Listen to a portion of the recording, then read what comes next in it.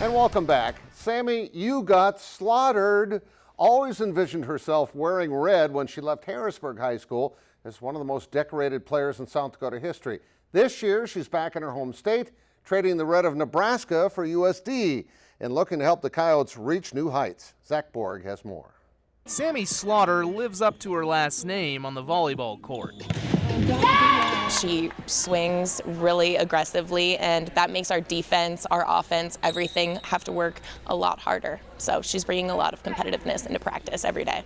It's what helped her become one of the best prep players in South Dakota history, with more than 1,200 career kills and a state title in her final year at Harrisburg. And why she caught the eye of Nebraska, where Sammy spent the first 2 years of her college career and was a member of the Huskers national title team in 2017. It was awesome. I mean, it was a little hard to adapt just knowing that I was at the bottom of the totem pole again, and I had to work my way up, but I just needed a change in my life. And there was really only one place that Sammy wanted to go. Once I got put on the transfer portal, I was really just kind of waiting for Leanne to call me because I knew I wanted to go here, so I was really hoping she would. We both knew each other. You know, we had gone through the recruitment process, so I knew her, I knew her family, and she knew us as a coaching staff. She knew what she could expect, and she had already been to campus. She had already seen the academic side of things. She had seen the arena, so there wasn't a ton of the unknown. As soon as her name showed up on my phone, I answered that phone call immediately. Wearing a different shade of red, Slaughter will be a key piece to a Coyote team that's looking to make a return to the NCAA tournament and advance, a challenge she's ready to accept since her competitive fire. I'm representing my state. I'm hoping to add a little competitiveness, and I'm very determined, so hopefully that will help us go far.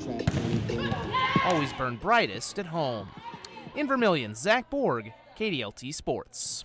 The Lincoln Patriots take on Washington Saturday night at Howard Wood Field. Nobody is really into moral victories, but I was impressed with the Patriots in their game against Roosevelt last Friday, and I think the players really proved something to themselves.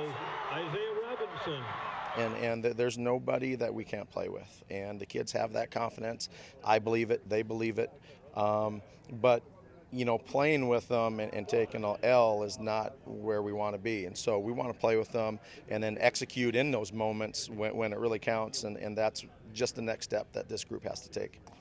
The Patriots moved the ball really well against the Riders, but they gave up too many big plays on defense. And against your matchups on Saturday in the President's Bowl, Roosevelt O'Gorman, 3:30 kickoff, then Lincoln and Washington, that under the lights at 7 o'clock. It was a busy night for Lincoln against O'Gorman. We start with softball.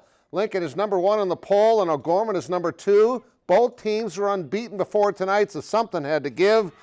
And Lincoln really looked sharp tonight. Jada Mint ripping one fair down the third baseline, 2-0 Pats. A few batters later, Taylor rocks one to deep left field. 1 run's going to score. And 2 would have, but a great tag at home by Lexi Brady, so it's 3-0 Lincoln. Top of 2, though. Patriots drum up another rally. Millie Mueller dropping a perfect bunt. Run scores, it's 4-zip. And then Gabby McConnell steps up. 3 runs on base. Not anymore. Oh, not quite a grand slam, but that's a 3-run triple, and she ends up scoring all the way herself. Lincoln wins game 1 10-1, game 2 11-4. On to Howard Wood Field for soccer between, yes, the same 2 schools. Second half, Ava Manning trying for that acrobatic throw-in, but Lincoln's Sienna Syverson cuts it off and brings it down. Other end, Hannah Caesar dribbling through defenders and shooting. Emily Hedge, nice save for O'Gorman.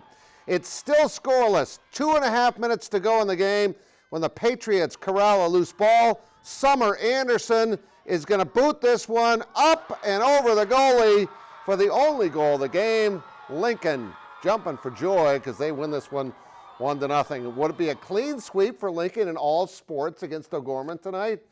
Well, we'll let the highlights tell you. 10 minutes in, it's going to be Carson Woods on the attack, and that left foot is deadly. It's 1-0 Lincoln. Looked like the Pats would add to the lead a few minutes later when Woods gets right in. Sam Johnson makes a great save, and his teammates help him out as well with the block. It's still 1-0, but Woods was not going to be denied under a full moon tonight. He slashes in, and he is going to beat the keeper. It's going to be 2-0 Lincoln at this point. Nice shot by him. Now 5 minutes left in the half. O'Gorman does get on the board with 3 defenders draped all over him. Micah Impakoven somehow finds the net, but that was it for O'Gorman. Let's quickly run through some scores. Lincoln wins it 3-1, Watertown 3-0. Harrisburg and T tied. Groton area wins. Girls soccer 1-0. T area wins 3-0. Vermilion and Watertown both win. Women's soccer, SMSU victorious. High school football, Cheyenne Eagle Butte. Yankton cheer and dance, the grand champion in dance. Washington wins that, and the cheer goes to O'Gorman. Volleyball, Roosevelt over Pierre 3-1. Brandon Valley and Sioux Falls Christian both win, along with Clark Willow Lake and Burke. EPJ and Great Plains Lutheran, Highmore Herald and Mobridge Pollock, along with Pine Ridge and Teos Bazina, Waverly South Shore and Webster. Minneota, Ipswich, Centerville, T area, Coleman Egan, and North Central all win, and the Twins are losing 10-3 in the 7th inning. We'll be right back.